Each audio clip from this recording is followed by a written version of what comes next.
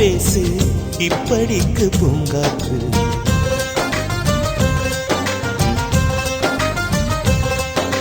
மலரே ஒரு வார்த்தை பேசு இப்படிக்கு பூங்காற்று.